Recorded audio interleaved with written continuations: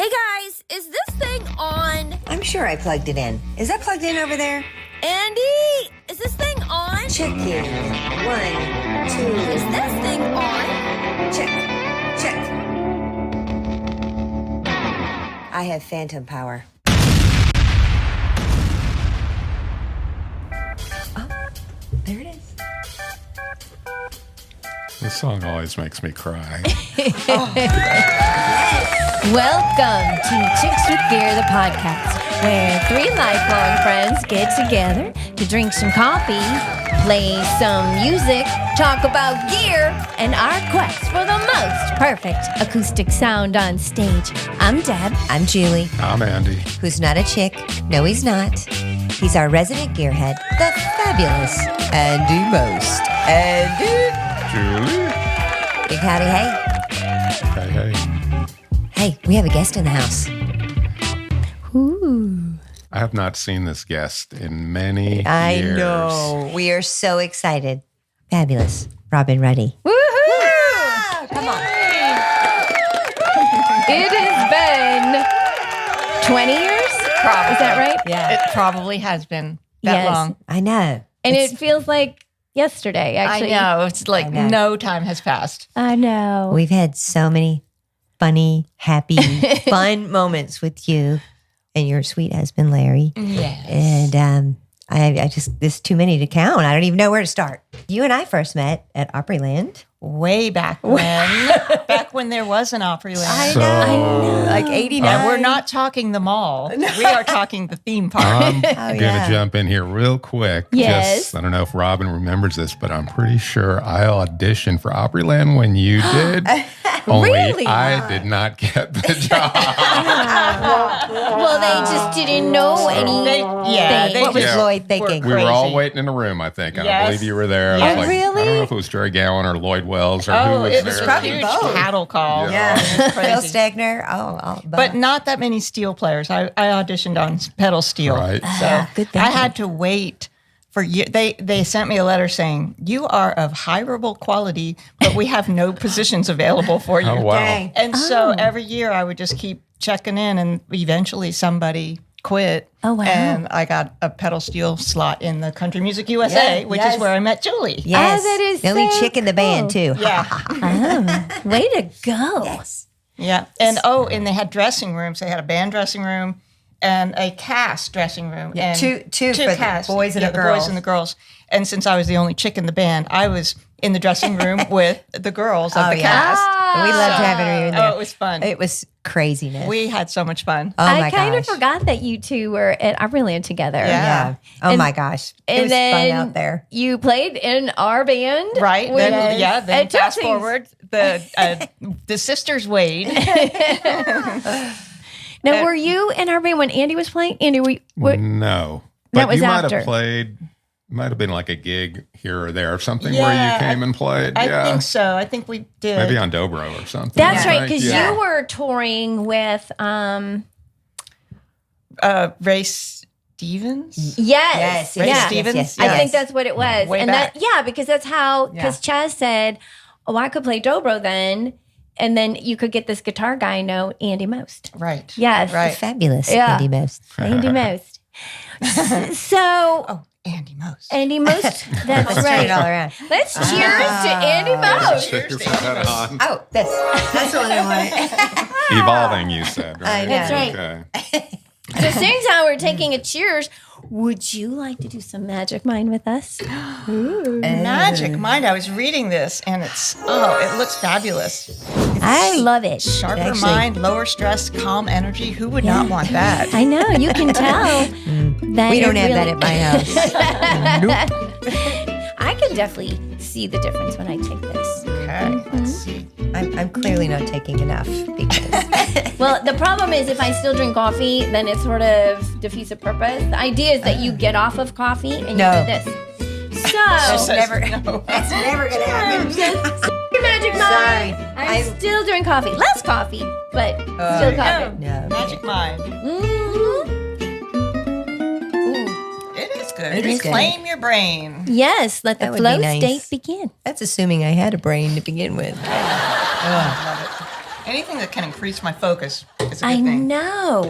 Focus sometimes with getting older, you have so many more things to do, or at least that's what I keep telling myself. That's because I have so much in my brain. It's sometimes hard to remember why I walked in the bedroom 3 times. Well, also the devices. It seems you pick up your Yes. phone to look for something, to look something up, and then there's a text message in there. Or there's a cat video, and I've then- watched 20 minutes of it. Right, and you just go, where did the last 20 minutes go? And what was I picking up my phone for to begin? I tell my kids all the time, I'm like, hey, we got to do less screen time. And one of them said to me, have you seen your screen time, Mom? Have you seen how many hours you've been on it? Let's look at it. I'm like, no. it's different. I'm an adult. So, Robin, so it has been a while Yes. since we've seen you. So it'd be Yes. fun to kind of catch up what you're up to now. But I think inquiring minds want to know a little bit more about you. Well, for those of you who don't know me, I'm a multi-instrumentalist, and I play pedal steel, dobro, banjo, guitar, ukulele, and a bunch of other little things that I'll stick on music that I make in the studio. Yes. But in general, I'm a steel player and a guitar player and a A dobro player. fabulous one. And a songwriter. And a songwriter, singer-songwriter. yeah. Yes. In fact, I just recently, it's been a year and change now, I put out an album called Healing Happens. I don't know if you guys saw that album. No. It's amazing. It chronicles the journey from grief to healing. And I wrote the music, they were downloaded from the heavens when my husband got sick and then died. And so this album is dedicated to Larry Sheridan. Oh. And it's a beautiful journey. It takes you on this journey. It takes you on an arc, but you think it's going to be really sad, but it's got a lot of fun, positive energy that comes out of it. And so it's helped a lot of people. And Is it all instrumental or is there No, lyrics? it's all lyrics. Oh, it's all It's lyrics. 14 songs. Oh, Wow. 14 songs, fabulous. and they all tell a story. And realistically, it was very therapeutic. It was how I got through that time in my life. And it was very divinely connected to the source. Love that. It was amazing how the songs just came. And they're all 100% solo rights. Oh, Wow. I I love Yeah, and so I've done some of them. I was asked to sing a couple of them at a celebration of life not too long ago, and that was the first time I did that for that purpose. And it Was was that hard? a little hard. Yeah. It was hard because everybody was grieving for their loved one, Yeah. and they could all relate to this song, and the tears were coming out because they chose this song. One of the songs is called "You're Finally Home." And it's you're finally home. You finally were released. So now from- I'm going to cry. I know. I know. Love I'm the that, biggest though. crybaby ever since I turned 50 minus 30. But that is one of the most significant projects that I've put out in recent times. But I've got new projects now. I had to do that. Yeah. That was one of those. When things did that come out? that came out? This is 25, so 23. Oh, Fall of so 23. recent. The Okay. fall of 23. And so once I put that out, then I could pick up my life again and go back to what I was working on prior to the cancer and all that stuff. And so now I'm working with a band called 16th Avenue Breakdown. Ooh. Who's in the And, band? Kathy Stamps, Matt Stamps, and Scott Shively. Oh. And it's sort of like a eclectic mashup of bluegrass meets 90s rock. Ooh. I like that. Yeah, and we do a lot of cover tunes that are mashups where we'll string together 4 or 5 songs together that have a common theme. Yeah. And it's just been really fun. It's a real creative project. So there's an album that's supposed to be released with that group in 25. Oh, wow. And then I'm also working on another project that I'm super excited about. It's called Starfish, and I'm collaborating with Carlos Tornes. With him, we're doing. It's kind of like a duo, and it's right now we're in the collaboration stages and recording stages, and we're going to put this out as probably 2 or 3 5-song EPs. So that we'll just keep it churning. And it's all tropical music that is just a love story, basically. Tropical love that. story. And I it's love it. really That's fun. so cool. lots of dobro and slide guitar and ukulele and acoustic guitars and You are busy, man. I know. You have I always know. been busy. And you have your own studio, Yes, publishing I have. company. You and Larry had Best Built Songs. Yeah, Best Built Songs.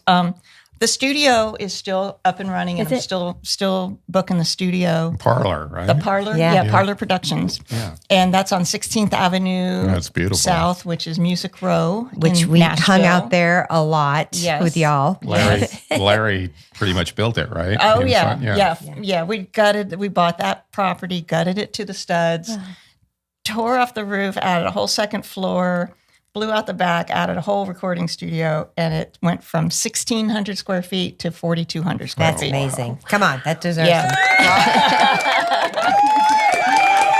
I remember when you had the open house. Yes.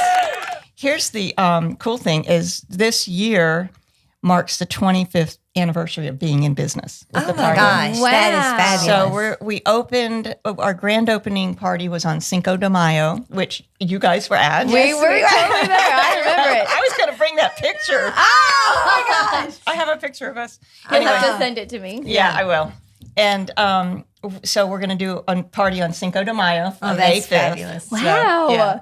So you're invited. thank you. I'll be there. Yes. Definitely come. Yeah. So That's not that far away. I know. yeah. We're in the planning stages right now.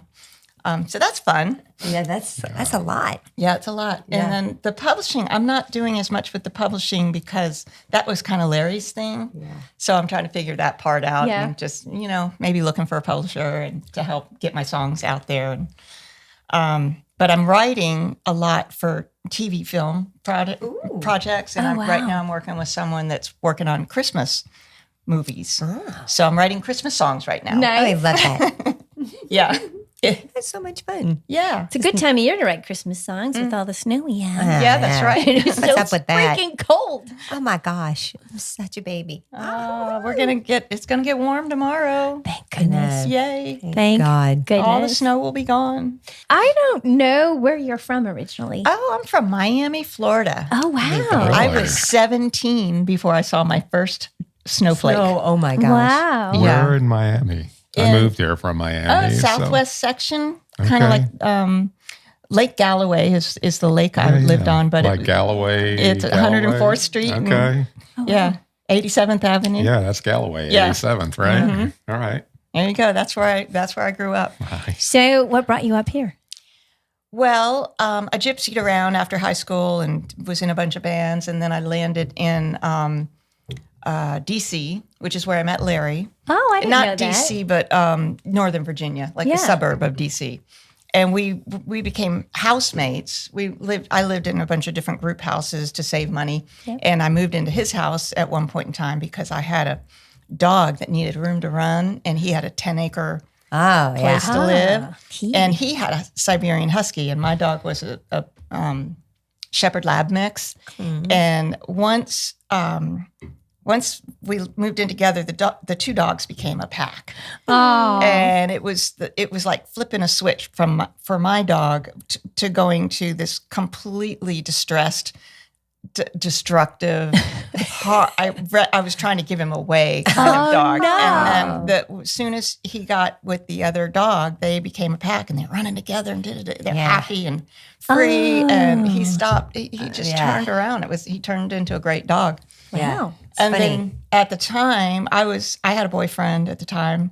And so Larry and I were just friends. So we just developed this friendship over the years. And eventually I broke up with my boyfriend and we decided to move to Nashville together. Larry and I did. So that's kind of the beginning of our love story So, when did you all move to Nashville? in 86. Oh, okay. 1986. And then Larry and I got married in 87. Oh, that's a really cool love story. Yeah. We went back to DC to get married because that's where our big group of All the friends were. families, friends. Oh, that is so cool. And then when you were learning instruments, what was the first instrument you learned? A ukulele, believe it or not. When I Really? was 7. Oh my goodness. I was just a little tyke. Oh, And then I took piano lessons when I was 8. So that was a real good thing. My mom wanted me to do that because that was a way to learn how to read and get the foundation of music under my belt. And I'm glad that I did that. And then I started playing guitar when I was 12. And then I think when I was 17 or 16, maybe, I got a flute. I got into this Jethro Tull and all that stuff. That was rock and roll flute, and I was really into it. And my mom was really good about getting me lessons and anything I wanted. And so she signed me up for flute lessons. And the flute teacher just didn't get me at all. She did not know what she was dealing with, because she has this little primer book, and you're going, and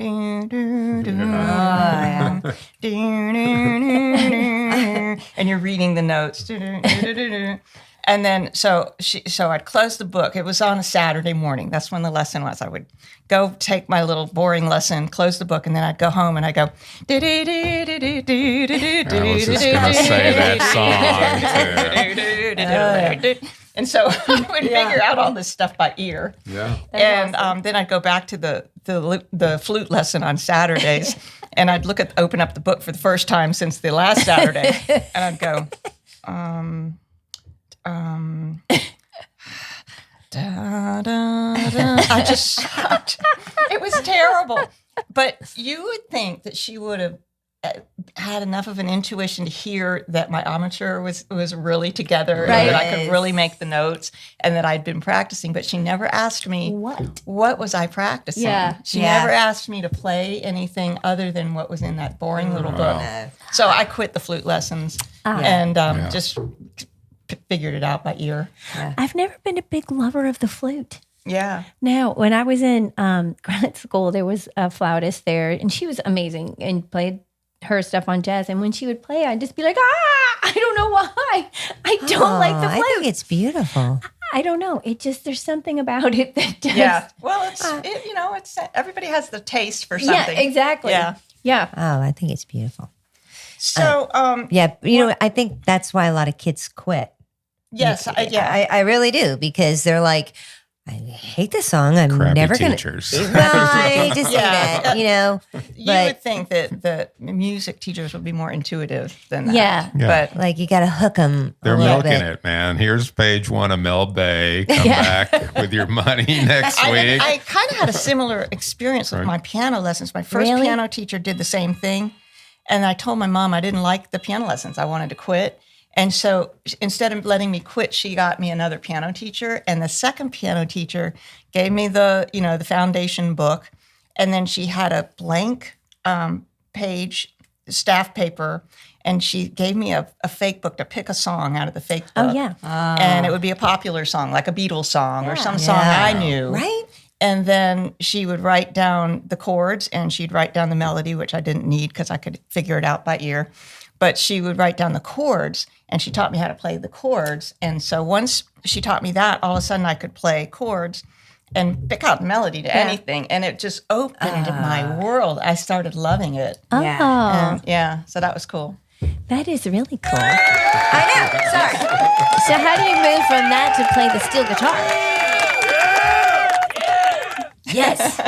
So then I went on. I met somebody that this was before I moved to the Northern Virginia area. I met somebody who was from North Carolina who played bluegrass, and I learned how to play banjo. And we had a band together, and I learned how to play the banjo from the banjo player in the band. And then the banjo player was a med student, and he had a residency across the country. So he got, he left the band. So all of a sudden I was playing rhythm guitar, and then I became the banjo player in the band. Oh, wow. And so then I got really good on the banjo and moved to D.C. because that's a real hotbed of bluegrass. Really? Yeah, believe it or not. I did not know this. Yes. I think I know. And so I got 100% dove into the bluegrass world there. Seldom seen, right? Mm-hmm, yeah. I got to the point where I was thinking, bluegrass is a little bit limited in the big picture of genres to be, to try to get somewhere bigger than that. It would be hard with the banjo. And so I fell in love with the sound of the pedal steel. And I love it too. and I had been going back to college at the time. And so I had this perception. Someone told me along the way that you had to be really coordinated to play the pedal steel. I would think so. And that's true. There's 2 hands, 2 knees, and 2 feet doing something all together. So there's a lot of coordination that's involved. a lot. But I just didn't ever perceive myself as somebody that was that coordinated. And so I was taking a classical guitar lesson that was part of the curriculum for my music school that I was going back to. And my classical guitar teacher said, Robin, you are the most coordinated student I've ever had. Yes! And she's going, blah, blah, blah, blah. And I'm hearing, I can play the pedal steel. I must be coordinated enough to play the pedal steel. Who knew? And at the time, I had a friend who was a banjo player and a pedal steel player, and he was getting ready to sell his steel and buy another steel. And he says, Robin, you should buy my steel and go sign up for lessons with Buddy Charlton. Oh. And Buddy Charlton used to play with Ernest Tubb and the Texas Troubadours back in the Leon Rhodes and Buddy Charlton days. They did all that bebop stuff, the twin parts and stuff. Oh, amazing stuff. And so that's what I did. I bought the steel from him. And What kind of steel was it? it was an Emmons double neck. Yeah. Yeah. So I worked on a cruise ship for about a year, and it's like the only time I could ever save money because you couldn't spend it on anything really. So I got off the cruise ship. I've told this story already, but I haven't heard it. All right. Yeah. And I bought a Showbud Pro 1.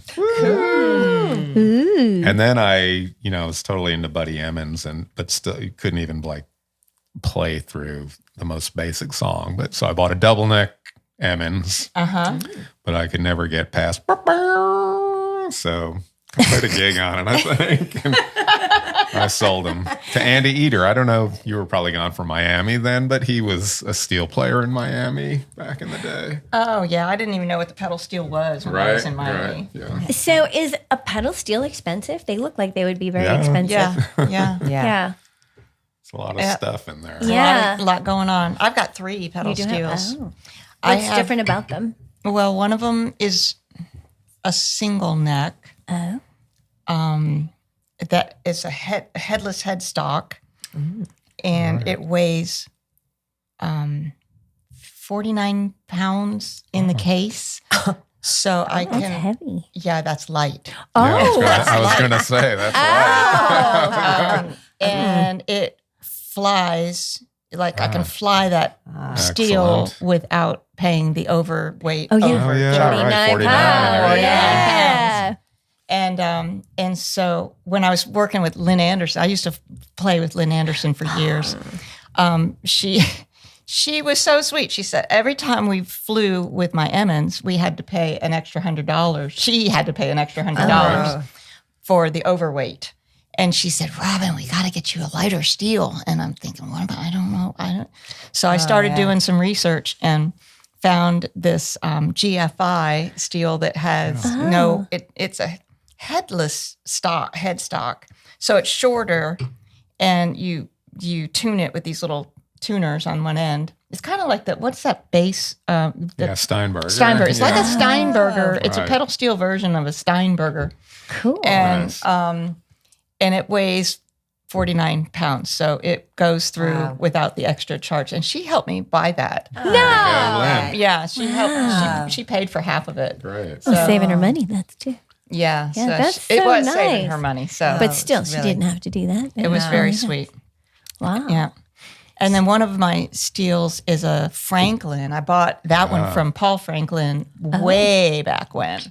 And it was the steel that was played on the Vince Gill song, When I Call Your Name. Oh, I Bee love steel. that song. Yeah. Wow. Yeah. Yeah. That's amazing. Nice. And then I've got my single neck Emmons now. I sold my double neck Emmons, and now I have a single neck Emmons that is sort of my use around town all the time guitar because I favorite. really like it.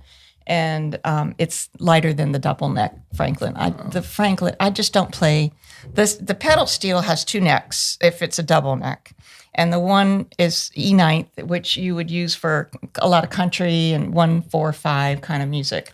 And the other neck is a C6 neck, and it's pedal changes that are linked to it are more geared towards the 2-5-1, 2 minor 5-1 changes. Swing, Texas the swing, Texas swing, and jazz. Chips and, jazz. Yeah, stuff like that. And so I don't play that music as much as I play the More country Yeah. and Right. that kind of stuff. So I very rare. So it's been so long since Buddy Charlton. When I first learned how to play, I would take a lesson, and he would teach me something on the E9th, and then the next week he'd teach me something on the C6. Oh, that's so cool. Next week E9th. Next week. So I learned how to do both, but it's been so long Yeah. since I got to do that I sort of forgot how to do the C6 neck. So I got to the point where it was too much weight.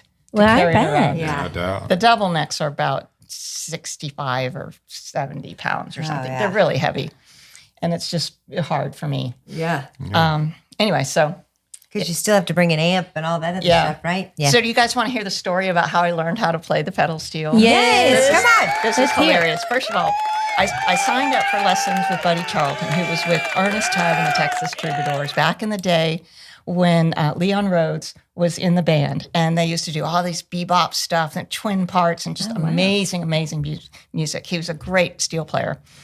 And he happened to be teaching pedal steel in the area where I lived at. At the time, I was living in Northern Virginia, and he was teaching at another suburb of the D.C. area in Northern Maryland or Southern Maryland. Anyway, so it was about an hour drive to get to him, but that was worth it to go Yeah. take lessons from him. So the first lesson I come in, I've got my pedal steel in the case and my hand truck and the whole thing, and I get it out. And I'm pulling up to where his place is, and it's a Harley Davidson dealership. And Nice. so apparently his shop was in the back of the Harley Davidson dealership. Oh, of course. Of course. Why not? Of course. So I'm probably the only girl that they ever taught how to play steel, right? So I'm walking. All the other dudes probably did this all the time. They probably just carried the steel, but not me. I had to put it on the hand truck. I thought you were saying you put it on a Harley. Yeah, and I'm wheeling it around the Harleys, making sure that I try not to knock one over and get to the back. And so there you go. Now we set up our steels and we're facing each other. And the lesson goes like this. There's nothing written down. I have a cassette. This is back in the cassette days. I have a cassette recorder going from the time we sit down until the end of the lesson. It's just running. And so he goes, okay, put your left foot on the A and the B pedal and press down. Put your bar on the 3rd fret. Put your, and then pinch the 10, the 8, and the 6 string. Boom. Okay, so you do that move.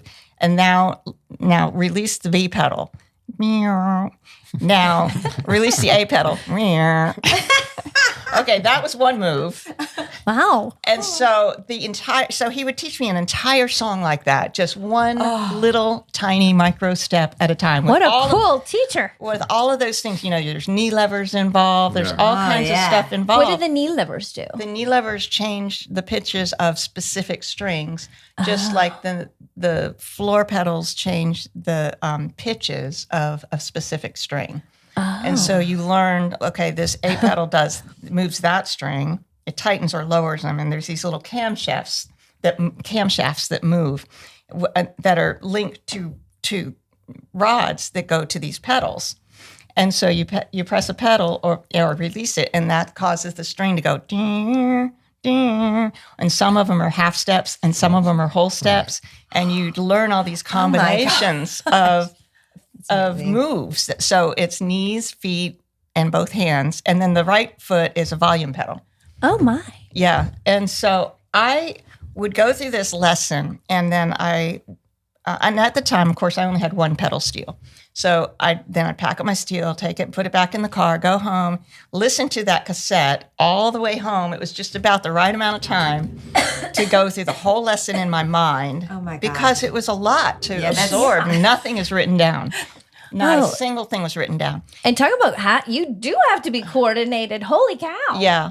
And then I Don't even think about it. No, I couldn't. No. My brain. There you go. I'd have to do like 3 of these a day to try and do that. No. So I'd listen to the lesson all the way home, and then I'd go home, get the steel out, and put it all back together, set it back up. and go through the cassette again, because by the first time I'm listening to it, I'm kind of recreating it a little bit in my head, and then I go and I find it again on the instrument, and then I would record a guitar part that was really super slow of the chords, so that I could start to get a sense of how to play it in time and get my timing together. And that's how I learned how to play the steel, completely by ear. That is so which cool. is a great way for me to learn, because that's how I hear music. I'm an ear player. Yeah. And so... But I think it's quicker because you're not just looking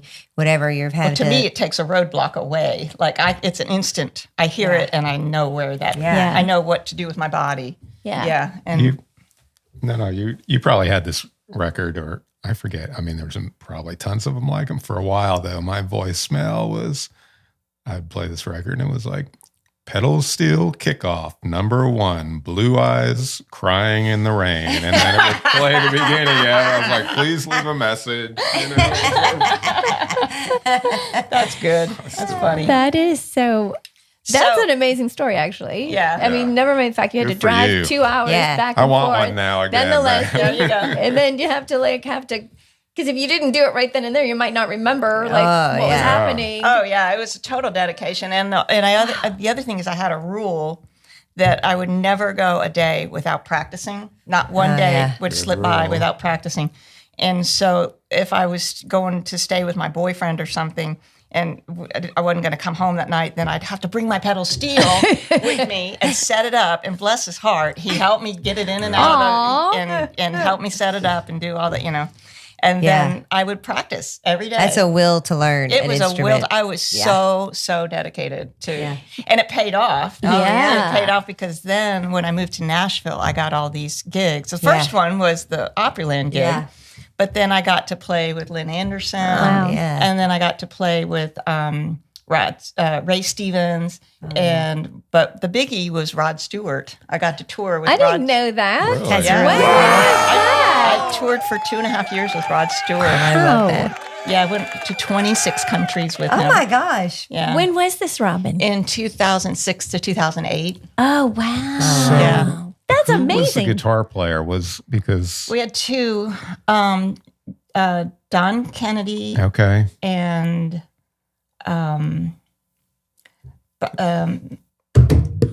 if you hadn't asked me, no, I it's would all right. know. I guess it might be before that. I remember there was somebody, and I don't know, he got sick or something. So I didn't know if he was still in the band back then, but it doesn't sound like that. That might be before. Oh, Don 2000. got sick while Oh, I he was, did? and we had Sure. another guy, Dave Levita, Okay. that subbed for him. Okay. And then the long-term guitar player, I don't know why I can't conjure up his name right Yeah. now. If we continue the conversation, Yeah. it'll pop in, All right, and then let's go. I'll blurt it out in a minute.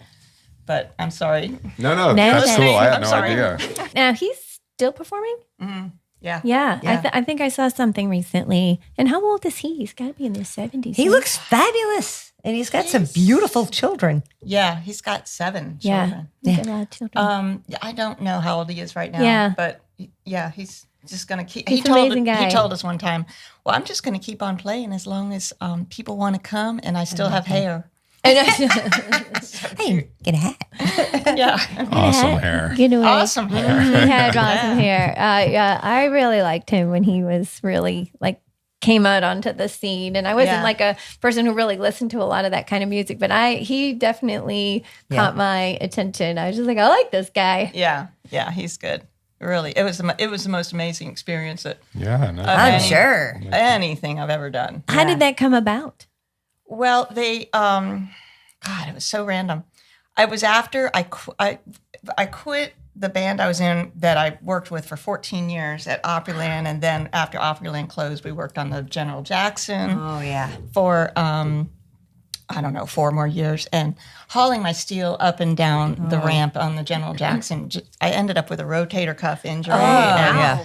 I just couldn't keep going, and so I just gave up that job and decided I was just going to do something different for a while. And then I got really into real estate and started building a real estate company, a firm, Music Row Realty, and all of that stuff. And then I get this random call out of the blue from Rod Stewart's tour manager. Wow. Or his music director. Didn't know him, and he calls me up and he says, "Well, this is Chuck Kentis from Rod Stewart," and I go, "Okay," and I'm thinking. The Rod Stewart? Yeah, I'm thinking in my head, did he say like Rob Stewart? Like what? Stewart. He started talking about that they were looking for a steel player, and my heart starts going pitter patter, and then I start asking all these stupid questions like, well, will I get my own room? How do we travel? Like, what does it pay? No, you and Rod are in the same room. Not necessarily in that order. Those questions. And I just, I had so many. Do Rod and I just get to done share so room? many crappy gigs that I just want, wanted to kind of know what I was getting myself into. Yeah. And Private room, I'll take it. and Okay. he said, "Don't worry." And he said, "You don't have to answer right now." He said, "If you would just maybe let me know within the week." And he said the reason they were calling me is because Rod likes to have women in the band, so his band is half women, half men. Uh-huh. So they're looking for a pedal steel player that's a woman. Okay, that's a really, really, really small Yes, club. small club. So when they started asking around, they asked all the steel players and the producers in Nashville, and he said your name just kept coming up over and over and over again. course. I You love must that. be the one. She the one. That's the only one. She's the only one. And fortunately, I'd had thousands and thousands and thousands of gigs under my belt, so that I was at least I could just walk in and do something. yeah. And Here, Rick. so Is he going to look at me So- when we play? Larry was in the room next to. I was in my office, and I walk out of the office. And, anyway, so to finish what Chuck said, he said, "Well, you don't have to tell me right away. If you could just let me know in a week or something like that, we'll figure out what to do." And I went, "Okay." So, and at the time, I was just starting this real estate firm. I was in such a different mode. Yeah. And I had so many responsibilities that the first gig was a 4-month trip, Wowza. North American tour, 4 months, Gone. gone. And I'm thinking, oh my God. So that freaked me out. And it was in yeah. 2 months. It was, I think, a couple of months away or 2.5 months away or something like that. Had you ever done a tour like gone No, for 4 months? I had gone out for weekends. Country acts like to go out for a weekend, 3 days, and then you're back home. Not like outside the country for 4 months. That's This was included Canada. Yeah. So it was. I had to get my passport together and all that stuff. So I just wasn't sure. Like that was so big. It was just so much all of a sudden. So he said, "Okay, take your time. We'll give you a week." So I walk out of my office, and Larry, my husband, he was so sweet. I said, "You won't believe what that call was," and he went, and I told him, and he said, "Well, you said yes, didn't you?" And I said, "No." no. And I said, Thinking about it. "No, I didn't say yes. I didn't, what are we going to do?" He said, "Don't worry about anything. I will get my real estate license. I'll take care of your Oh clients. my God, we love Larry. I will we'll hire somebody to do the bookkeeping. We'll take care of everything here. Yeah. You just go do that." And I went, "Oh, wow. Yeah. I'm going to go." And so 15 minutes later, like literally 15 minutes later, I called Chuck back up and I said, "I want to go." He's probably thinking, this girl's trying to work us. Man, did she know it was Rod Stewart? Yeah, I'll get back to you. Let me, my people will get back to you. Oh my God. So how fun was that? It was great. It was great. It was amazing. If there was ever a flight, he would fly the band first class. Have you ever flown first class? I have, and it is very nice. It's very nice. It is very nice. And It's the only way to go. And we all had our own rooms. There were 55 people in the entourage. Shoot. And we all had our own rooms. Oh, wow. And there were six tour buses Wow. and 11 tractor trailer trucks. I mean, right.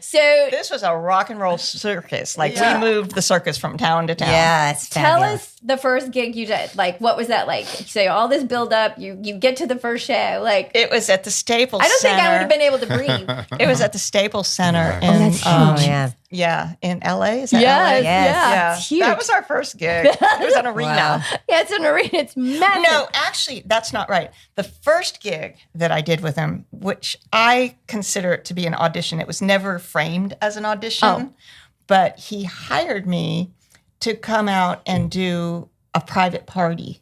And it was very, very elaborate private party. Somebody was turning 40. Some very wealthy person was turning 40, and this was a surprise. Oh, wow. And they could afford Rod Rod Stewart. was the surprise. And they had this whole country club that was all tented, and you walked through these little hallways of tents, and then you got to this one section, and then there was another section that they opened up the curtain in between the two sections, and that revealed our stage. Wow. And the first stage had the Red Hot Chili Peppers. Playing. And we were the surprise. And she loved Rod Stewart. I bet. wow. And so that was my first gig. And I didn't ever have a rehearsal with them. Oh my gosh. For that gig. They didn't really give me any directions. So this is back in pre-Spotify and pre-digital. So I had to go buy all the records. I went and bought CDs. It was back in CD days. CDs. And so I loaded up with Rod Stewart CDs, and I'm listening to them, making these little tiny charts that were just big enough to put on my headstock. Oh my just gosh. like little tiny numbers charts, so I could remember it all. And How many songs was he expecting you to learn of his? Oh, I don't. All of them. All of them. Wow. All of them. Is that like 100 or like? No, I don't know. Yeah, that's a lot. Yeah, it was a lot. A lot. It was a lot, and so I spent, weeks preparing for that one gig, and then I did it, and it was just so weird. It was so weird because I didn't know anybody in the band. Yeah.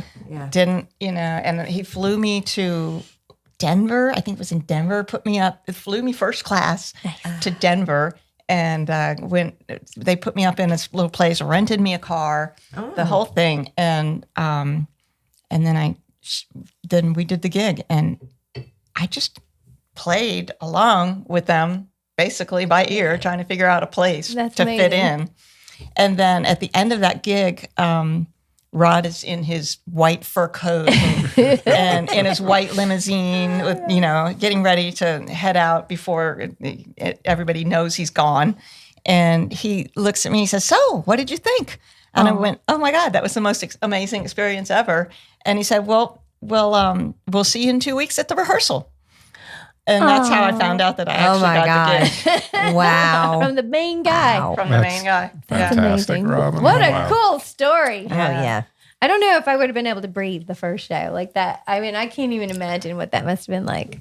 Well, it was a little intimidating, but also remember I had done 10,000 shows before. Yeah. Like, Yeah. I'm lived on stage Yes. with all kinds of scenarios and had backed up a lot of different people. So it wasn't my first rodeo. True. Yeah. But it was Rod Stewart. Right. That's what I mean. Like Rod Stewart, And there's no steel on this stuff, Right, right? No You got to steal. find your part. The Yeah. reason he even wanted a steal was he was putting out a record, or he had just put out a record called Still the Same. And it's a record of cover tunes from the 70s. And some of it had pedal steel on it. Oh, yeah. So obviously I learned those parts.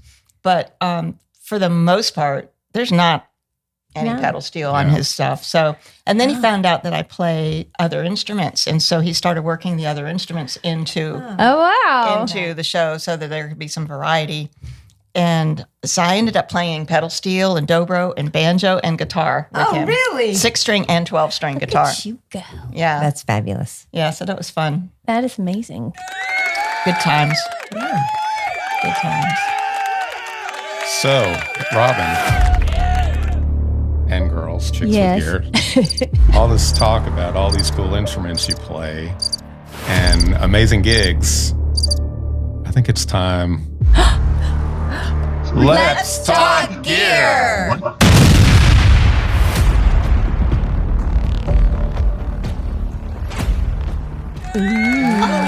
Where did this come from? It's magic. Oh, it surely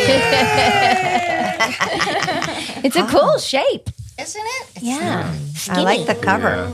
Yeah. Automatic tilt. Yeah. Drum roll, please. Anyway, as you can see from the cover, it's a quilter. Yeah. Yes. Oh. But this is really, I think it's a guitar amp, but I use it for guitar and for steel, pedal steel. And it's called a Mach 2 Combo 12 HD. Excellent. Mach Chicks 2. with gear. Come on. Come on. I like how it's tilted. You know, I it's do Yeah. too. It looks like it's doing Mach It's 2. a really nice design. And it sounds great. And it's got some onboard effects. Yeah. So you can tailor the tone Yeah. to whatever you want. But what I really like about it, What do you love about it? I like how much it doesn't weigh. I hear you on that. I know. How much does it weigh? Well, this amp is 21 pounds. Wow. If you can believe that. It's a 12-inch speaker. That's and amazing. It sounds great, and I can lift it Lift Oh, in yeah. my car. That is so nice. Don't need to break your back. Yes. No, because Yeah. sometimes it's a long haul to the gig from where you park your car. Being a pedal steel player, I Oh my I've gosh. spent Wow. my entire life trying to figure out how to make cartage Like easier. Yeah. Yes. And I found this amp. A friend of mine recommended it, and I checked it out, and I got a quilter endorsement. Oh, So nice. I thank you very much for Yay, quilter. allowing me Yeah. to present this beautiful amp. And It is I beautiful. love. And I wasn't sure if it was going to sound good with Right. pedal steel, because it's weighs Different shape. 21 pounds.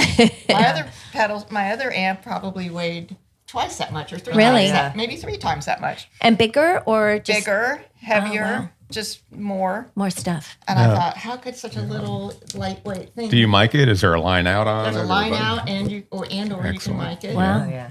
And what other? It's got an effects loop, send and return back here, and foot switch if you want that. Do you play with some effects? What do you have a pedal Yes, board? I have a pedal board that I use with my pedal steel, which We like effects.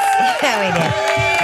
Woo! Our audience does too. They love it. Yeah. my pedal board. When I got my pedal board, it made me so happy, Right? because my pedal board is this long. Yeah. It's got 4 pedals on it, and it fits inside my pack seat.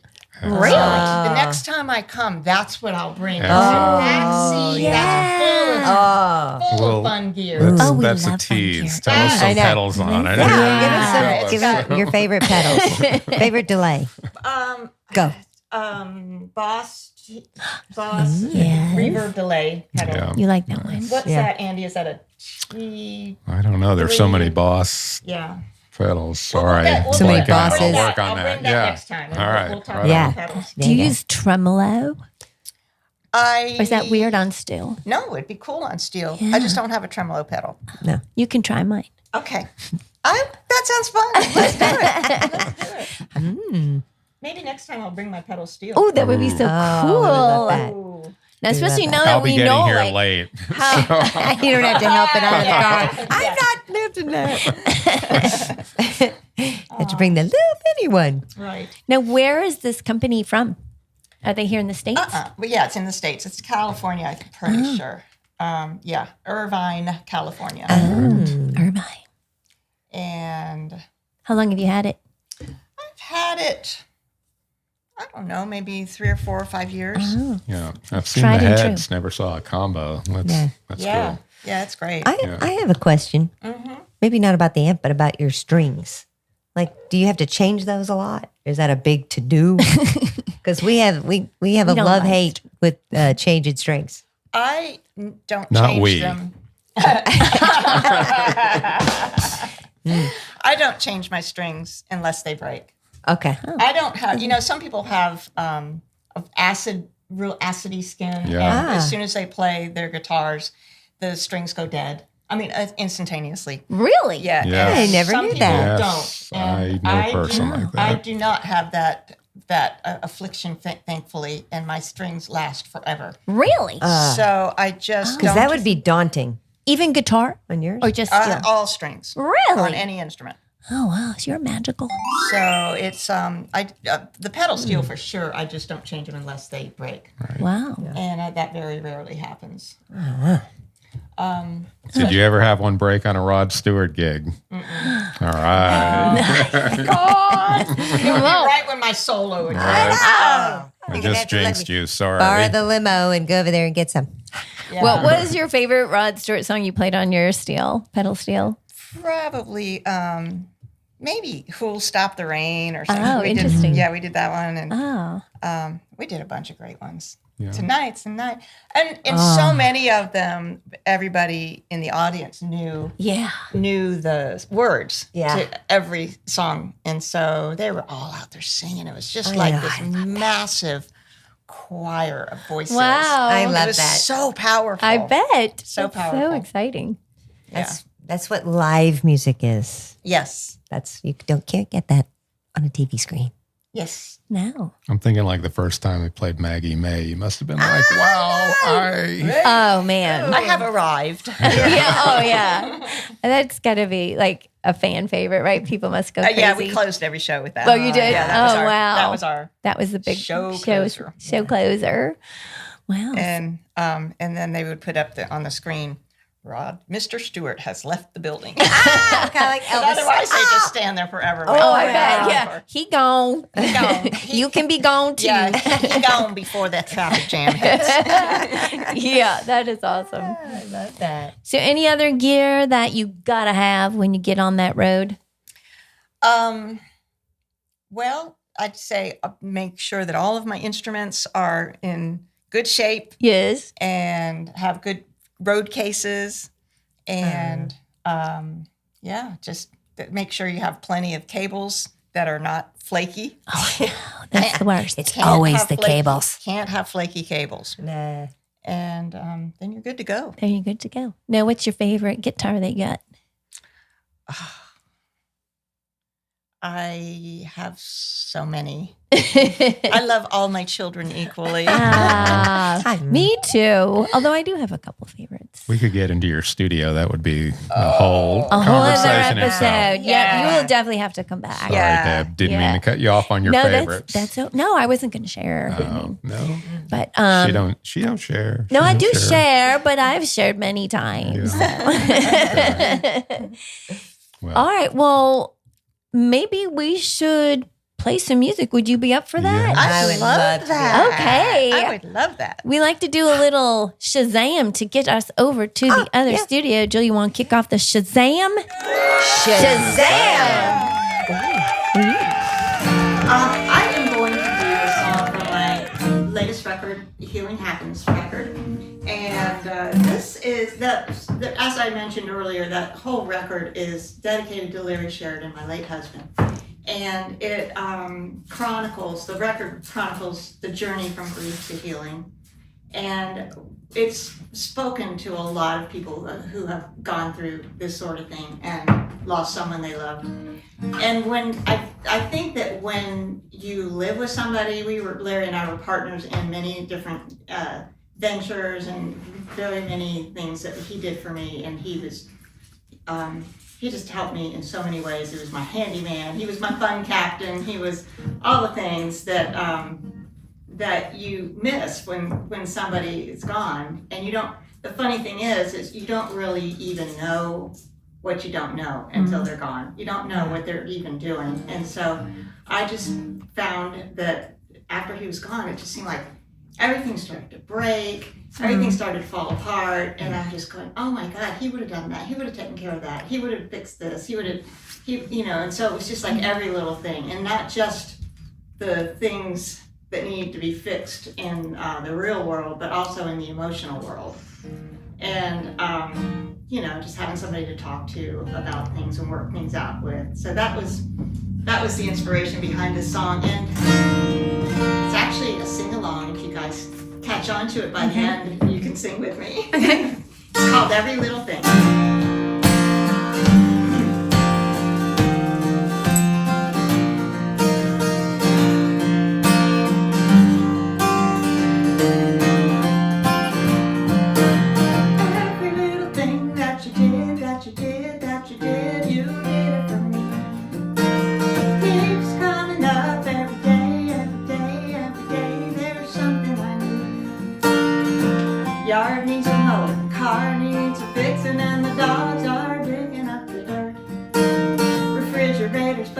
I don't know why if you were here, you'd make it work.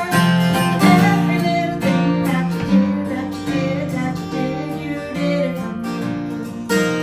Keeps coming up every day, every day, every day. There's something I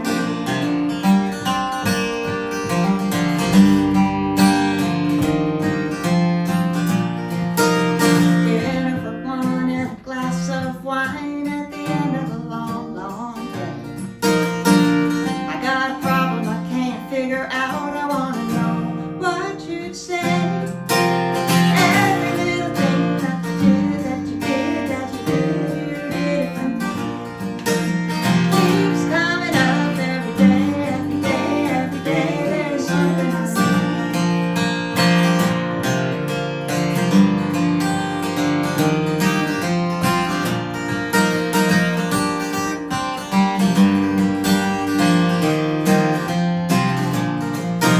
Of all the little things you did for me,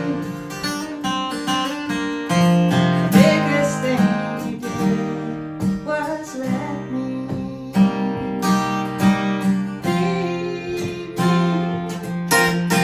Every little thing that you did, that you did, that you did, you did it for me. Keeps coming up every day, every day, every day. There's something I need. Everybody sing. Every little thing that you did, that you did, that you did, you did it for me.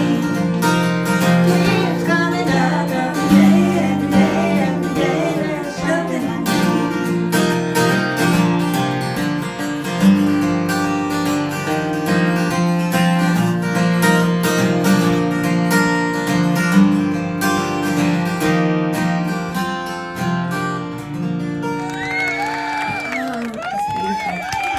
Shazam! Oh my gosh, that was so much fun. That was fun. You are amazing. Oh, As so are always. you two. This was I fun. know. This was fun.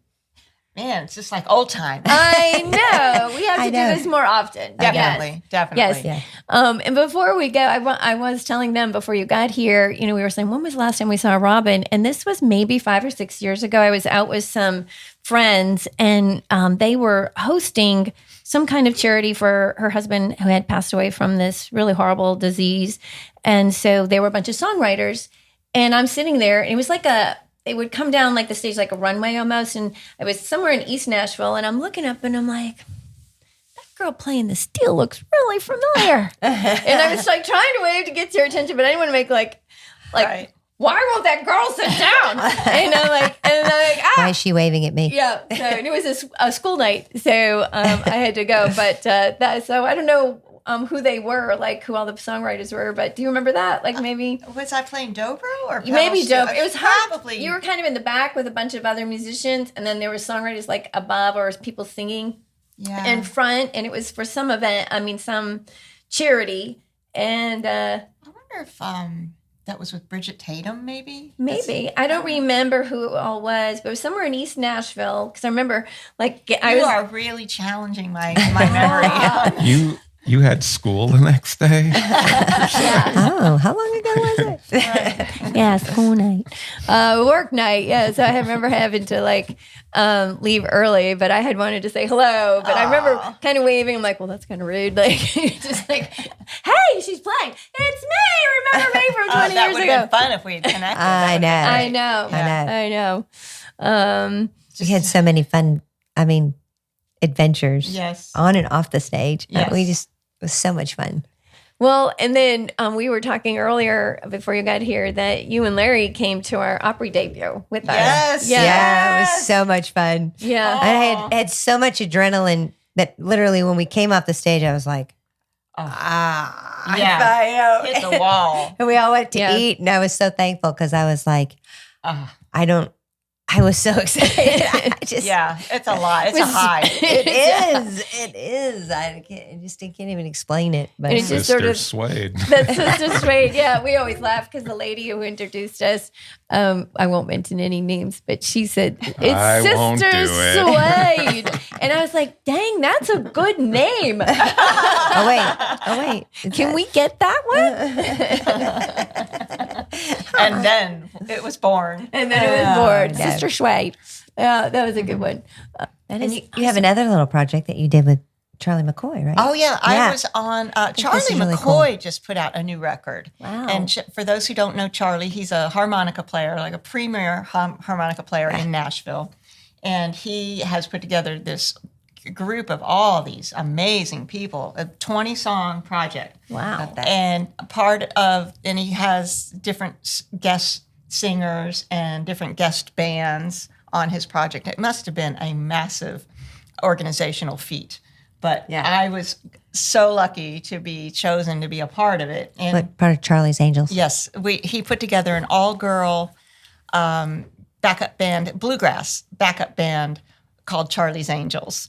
And it had the best of the best on in that band. It was a really good Was that band. with Tammy Rogers? Yeah, that's Yes. with Tammy Yes, Rogers she from the was Steel talking about Drivers. that. Yes. Yes. Is that record out yet? Yeah, it just came out. I just received my copy in the mail Oh. from Charlie. Yeah. Yeah. Can that be heard on Spotify and all the? I would think so. Places? Okay. I'm not part of the Check it management out. team that's doing all of that, but I would Yeah. imagine it's going to be available on digital Yeah, it's fabulous. stores everywhere. So can people find you on social media, like Instagram or Facebook? Yes, I am Yes. so easy to find. If you just Google Robin Ruddy, you're going to find me all over the place. Perfect. But I have a website, robinruddy.com, and I am on Facebook, Robin Ruddy, and I'm on Instagram, Robin Ruddy Music, and I have a several YouTube channels, but you can find me on YouTube and Fabulous. all kinds of fun stuff. So yeah. All right, y'all check her out. Love it. She busy. I was just gonna say. Robin Ruddy, she busy. She busy girl. Yes. I Maybe love we it. should toast to that. Yes, Oh. baby. Good. Oh, Yes. Look at this. What is this, you guys? this is Yerba mate. guayaki. Guayaki. Guayaki. Although I still like to say yerba mate. Yerba mate. And it's very sparkling. Yeah, this is the sparkling one. Oh my gosh. No, it does have a little bit of sugar in it, which I didn't know when I first got it. Ah. Cheers Cheers. Cheers to Robin Reddy. to Robin Ruddy. Here's two sisters, Wade And to Andy Most. and Randy Most. And to reconnecting after Yes. all these years. Yes. Yeah, really excited to have you here. Thank you. Thank you for doing this. Who knew what you're in for? I'm going to their. Really? Okay. Well, I'm sad to say that's all we have for today. Oh, I know. This has been so much fun. Thank you so much for coming in. Absolutely. Thank you guys for having me. Oh, my I gosh. really enjoyed it. Oh, we will man. definitely have to do this again. Definitely. Well, don't forget to like, share, and thank you so much for tuning in. And if you have any questions or something you'd like us to talk about in the future, comment below. And until next time, Don't you worry about it.